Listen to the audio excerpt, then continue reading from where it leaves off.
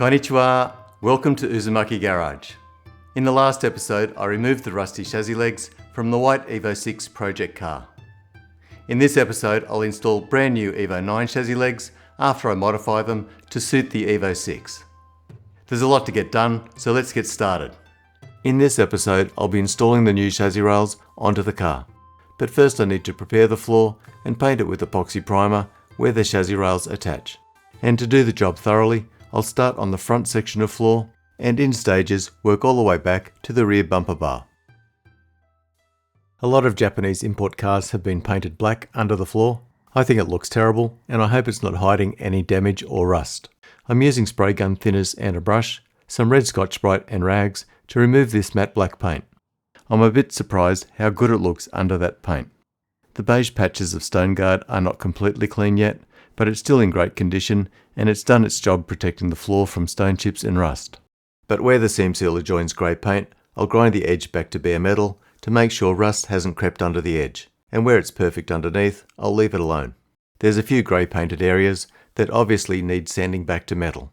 The grey paint mostly looks good, but it must be porous as I can see rust blemishes underneath some areas. So I'm taking all of that back to bare metal. And after a lot of intricate sanding, the tunnel is done. Then I blow it down with compressed air, clean it with wax and grease remover, and mask up the car.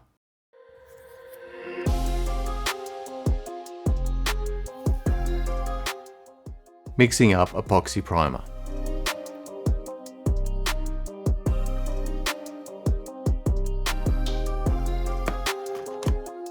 I'm using the PPS disposable cup system so I can hold the spray gun at any angle, including upside down. But first you need to hold the spray gun upside down and squeeze the trigger all the way. You can see the disposable cup inside collapse as all the air is removed, and when the paint comes out the tip, the process is done. And then I set the air pressure to 30 psi and paint 2 coats of epoxy primer following the technical data sheet.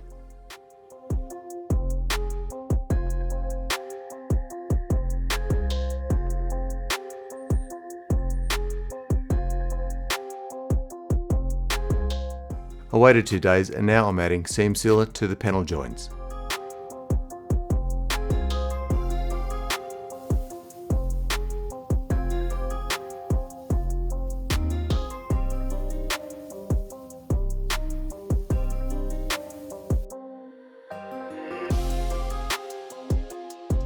Half an hour later, I'm spraying 2 coats of Transtar 2-in-1 primer on the seam sealer.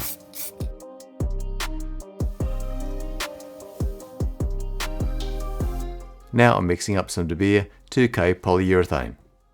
I downloaded the technical data sheet and it says to mix this paint at 2:1 ratio with MS hardener. So I'm pouring out 300 ml of paint and adding 150 ml of hardener. And you can add up to 10% of universal thinners and giving it a really good stir. I'm pouring it through a strainer even though there's another strainer inside the disposable cups. With this system, I can hold the spray gun at any angle, including upside down, which will be really helpful when I'm under the car. Then I turn the gun upside down and click it on the pot.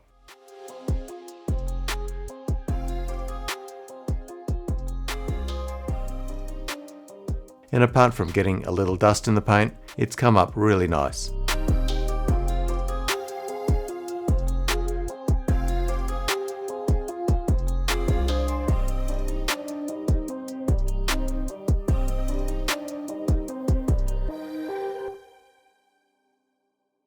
To remove rust and paint on the next section of floor, I'm using a drill with a coarse wire wheel and the air-powered strip disc.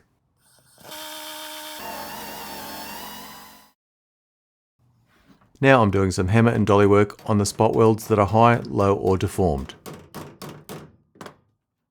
Then when they're smooth, they won't rip up my sanding disc, and I sanded the bare metal with an 80 grit disc on the DA air sander to give the epoxy primer a good mechanical key. Then, after a lot of work, I blow it down with compressed air, then I clean it with De Beer's silicone remover.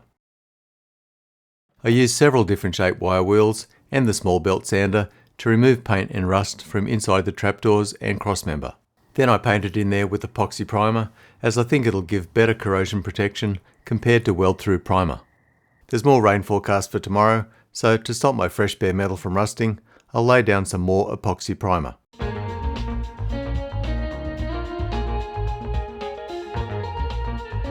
And with that section done, the floor is now sealed and protected all the way up to the spare wheel well. The next section of floor, on the left side of the spare wheel well, has the worst rust. So I tried a brand new twisted wire cup on the angle grinder. It worked okay, but not as good as expected, and unlike an electric drill, which you can switch into reverse to get it to bite again, the angle grinder can only spin in one direction and at full speed. So I went back to using regular wire wheels or strip discs on the drill, impact driver or die grinder. Mostly it's coming along really well and I'm getting bright bare metal, but there's a couple of areas on the actual floor I'm not happy with, so I'll dilute some phosphoric acid and scrub the floor with it using a Scotch-Brite pad.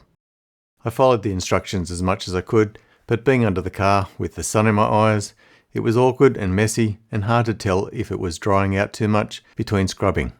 I repeated the procedure for almost an hour and then washed it down several times with demineralized water, then metho, then compressed air. And then I used a sharp 80 grit disc to sand it again. I still have a couple of dark marks on the floor, but I think that's just neutralized rust that's been converted and no longer active. Next I cleaned the metal with De Beers silicone remover and masked up the car and myself and sprayed 2 coats of epoxy primer. It's a bit annoying breaking up the floor restoration job like this, but when the weather's changeable and you're not in a nice dry shed, small steps of solid progress is still good progress. Now I'm restoring the final section of floor and the spare wheel well, and it's great to see the inside of the rear pockets are absolutely perfect. First I'll use the strip disc to remove rust and paint, followed by various wire wheels and the belt sander. There's a few deeper rusty spots that didn't clean up, so on those spots I'll try out my old handheld sandblaster. The abrasive I'm using is a medium grit garnet. It is working, but it's really slow and making a mess despite my attempts to contain the garnet media. So reluctantly I got the phos out again. I kept scrubbing the floor with diluted phosphoric acid, making sure it stayed wet. Eventually I washed the floor off several times with demineralized water, then alcohol, but despite following the directions, I still managed to get a rusty tinge over the whole area. So I had to use a strip disc and wire wheels on the whole area again to clean that off. Then I used an 80 grit disc on the DA sander, blew off the dust with compressed air and wiped it clean with silicone remover. Then sprayed 2 coats of epoxy primer. Now the floor is all sealed and protected against rain and humidity. I also painted the chassis legs and crossmember, especially in the areas I can't get to once they're welded on the car. And after the paint had cured, I drilled 24 holes in the crossmember, so later I can plug weld it onto the chassis legs, which will join them together. I'm test fitting the new chassis legs on the car, but as the front reinforcement is a different shape on these legs, they hit the Evo VI side sills before the chassis leg is up against the floor.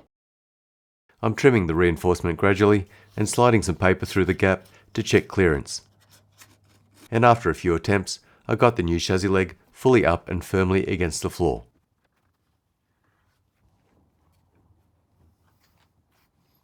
And after doing that first leg, I had something to copy, so the next leg didn't take as long.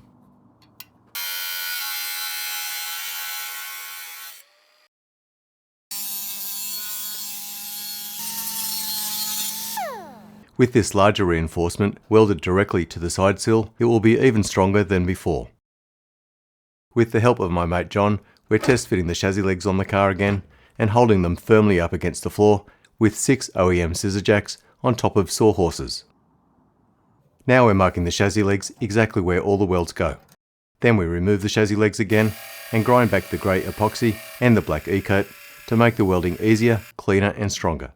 We lifted the chassis legs up onto the car again and locked them firmly against the crossmember in front of them. And their side attaches to the side sills here. Now we're using a Tramel gauge to make sure they're exactly in the position specified in the Mitsubishi repair manual. The next place to check is position 10, which is the 14mm hole right here. The distance between them needs to be 810mm.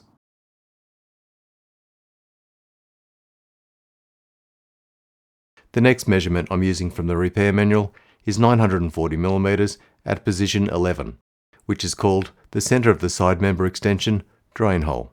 It's a 20mm hole, so that's difficult to hold the tram gauge exactly at its centre. So I found a couple of 20mm plugs and dropped a nut into each one and used masking tape to hold the nut up inside the plug. Then I pushed the plug up into the 20mm drain hole and secured it with masking tape. Now I can see exactly the centre of the hole, and it actually self-centres the tram gauge point if the 940mm distance is correct. The last measurement I'm going to check is the diagonal between position 10 and 11, and that's 1028mm, and that looks good. Then finally I used a new bolt to attach a thick steel bar that I made to lock the side member extensions in position through the OEM holes in the floor. Or if you have one, you can also use an RS rear floor brace. Then I checked the side member extensions where they touch the beaver panel, and it all looks good compared to my photo records. And with all that checked and double checked, it's finally time to start welding. With the chassis leg jacked up firmly, I tack welded its front edge onto the cross member, then inside the wheel arch and the opposite side in the trunk. And plug welded a few holes through the trunk floor to make sure the leg stayed flat against the floor. Then I welded through the trapdoor onto the side sill and removed the clamps. I'm welding through the lowest hole on the chassis leg, trying to get a good bond onto the side sill. But if the wire feed is a bit too fast, I grind the weld flat and then start welding over that. Then I build up the weld onto the chassis leg. I do that a couple of times until I'm happy with it, and then move on to the next hole. To make sure it won't buckle when I'm welding, I attach a clamp again and use a hammer to adjust the shape at one spot so there's no gaps.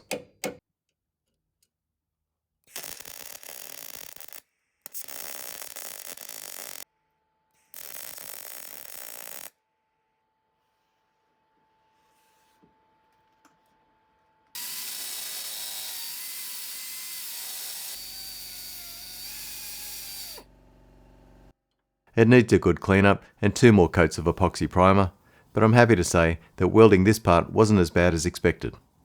I'm moving on to the left side now and adjusting the scissor jacks, trying to get the chassis legs firmly and flat up against the floor.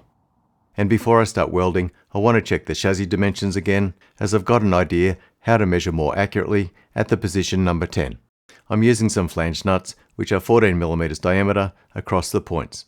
I'm pushing one into each chassis leg at position number 10, and to stop it falling out, I'm using masking tape. And now I'm marking the centre. I've set the Tramel gauge to 810mm, and now I'm using it to check the distance between the holes at position number 10. Then I check the diagonal measurement between position 10 and 11, and it's not quite right, so I loosen this bolt on the floor brace and push the chassis leg extension outwards and lock it down again. And now the measurement between position 11 and 11 is 940mm. I tack welded the chassis leg in several places, then I welded both sides of it to keep it flat against the floor and ground off the excess weld. Then I welded the front of the chassis leg onto the cross member and the side sill and inside the wheel arch. Apart from doing a few plug welds after I fold down the trapdoors, the chassis leg welding is now complete. And now for the moment of truth, comparing my final chassis leg measurements to the repair manual's underbody dimensions. I've tried my best and I've never taken on a job this big, but when I stretched out the Tramel gauge this afternoon, I found that 3 out of the 4 measurements were spot on to the millimetre. The fourth and least important measurement, right at the back of the car, was 3mm longer than it should be, so I hope that won't be a problem for the motor vehicle inspector. But I think it will be okay, as it has nothing to do with the suspension or driveline. Now I'm cleaning the chassis legs through the trapdoors in the floor. First I'm using wire wheels to clean up the mess from welding, then 80 grit sandpaper so the epoxy primer will stick. I blow off the dust with compressed air and clean it thoroughly with De Beers silicone remover before spraying on 2 coats of epoxy primer.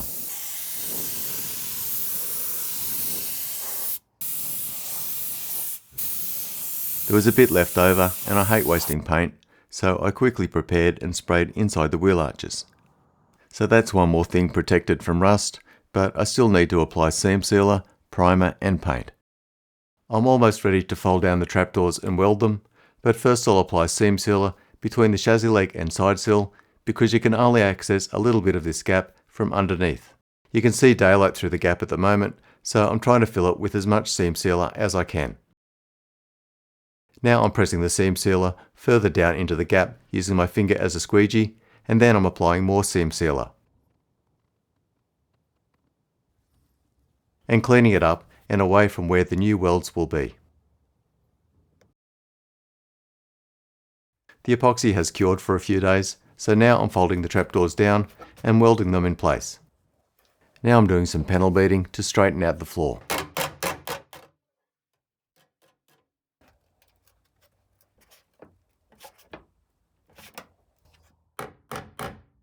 Sorry about the camera shake, I forgot to change its position, but hang in there as it won't be bad for too much longer.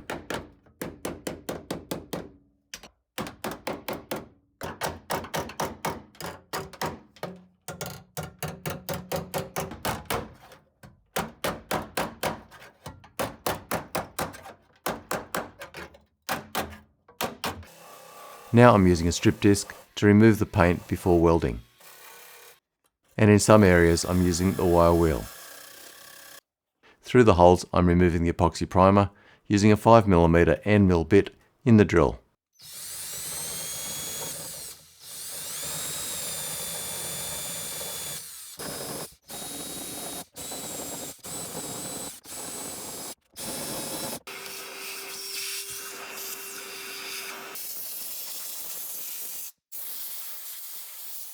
I'm pushing the floor down and holding it in place while I tack it.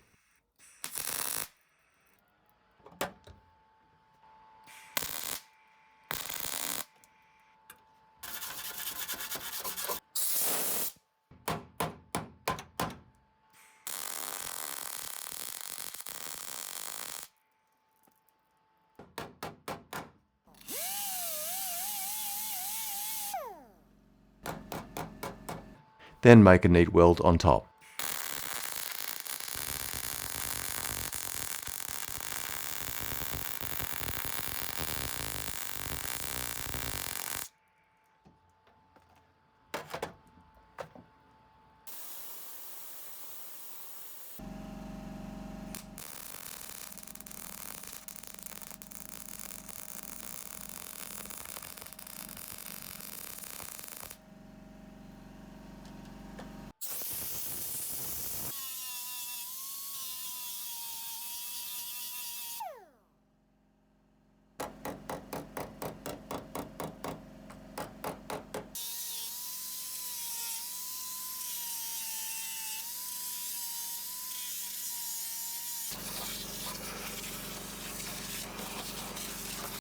They're not pretty, but they'll be under seam sealer again soon, but I bet they're stronger than the old spot welds. And this is the other side. The next job is another modification to the new chassis legs. This is the old Evo VI chassis leg, and you can see there's no captured nut on it here. But the new Evo IX chassis legs that we're using have captured nuts on them. We screwed bolts through the trunk floor into these captured nuts when we were locking down the chassis leg before welding. But now we need to cut out those captured nuts, as the Evo VI bumper bar brackets have to slide inside the chassis legs and sit flat against the top of the leg. The air saw's blade isn't long enough to reach the nut, so I cut down a fine-tooth hacksaw blade and fitted it into the saw. I'm cutting through the captive nut with the air saw and making it smooth with the belt sander.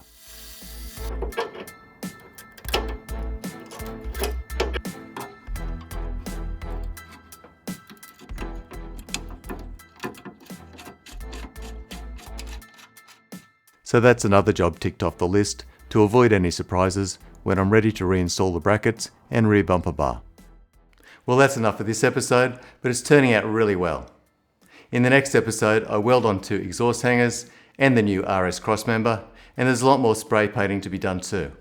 But that's all for now. Thanks for watching.